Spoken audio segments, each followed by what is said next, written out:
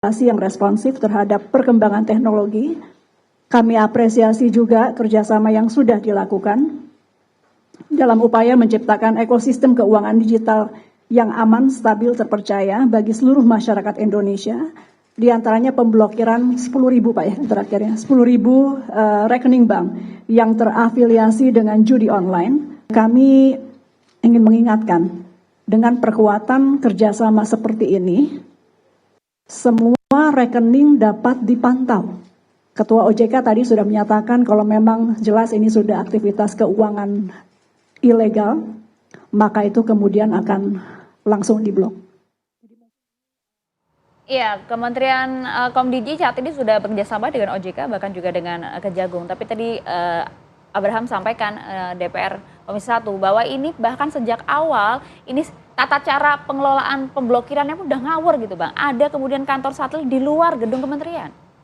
Ya jadi ini juga saya terus terangnya ya adanya kantor di luar Kominfo ini aja kita terkejut kok bisa gitu kan.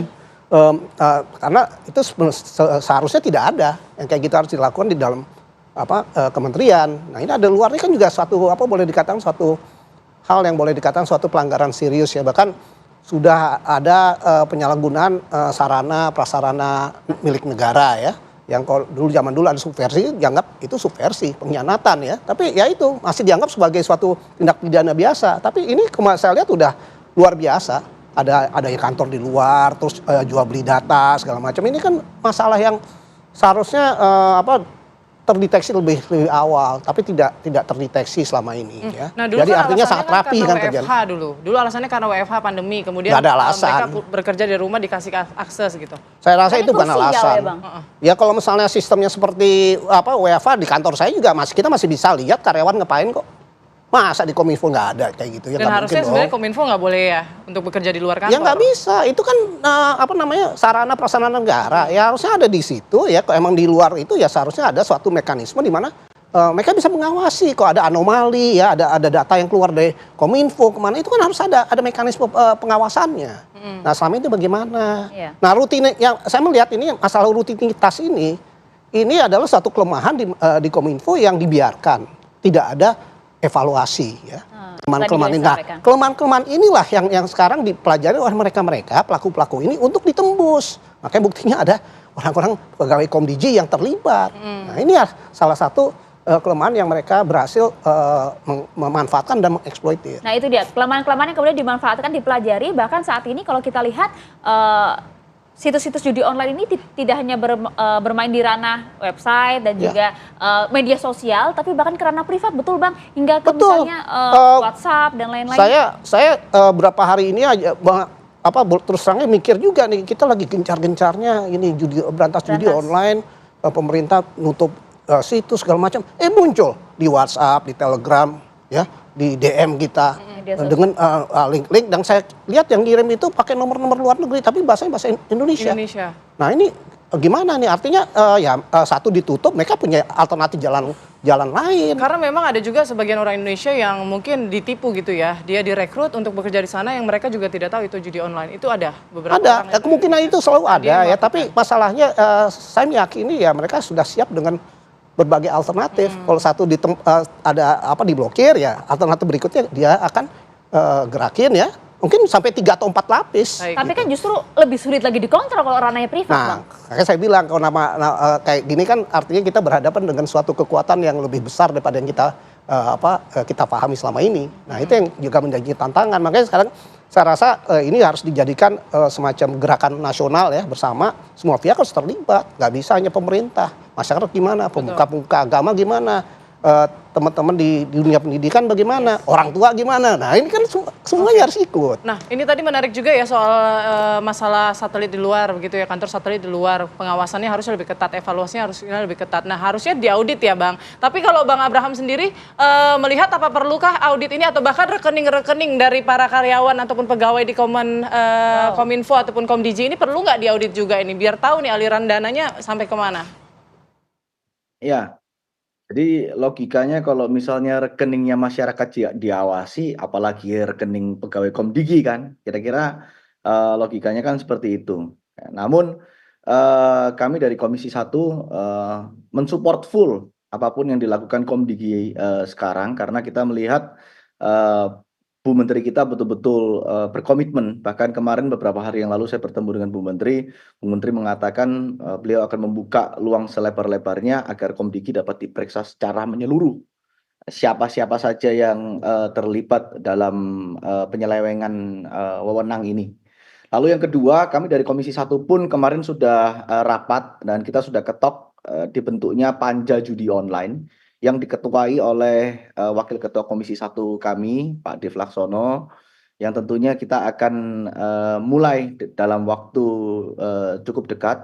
Dari situ kita akan membuka khususnya terkait dengan judi online ini di Kominfo yang lama dan Komdigi.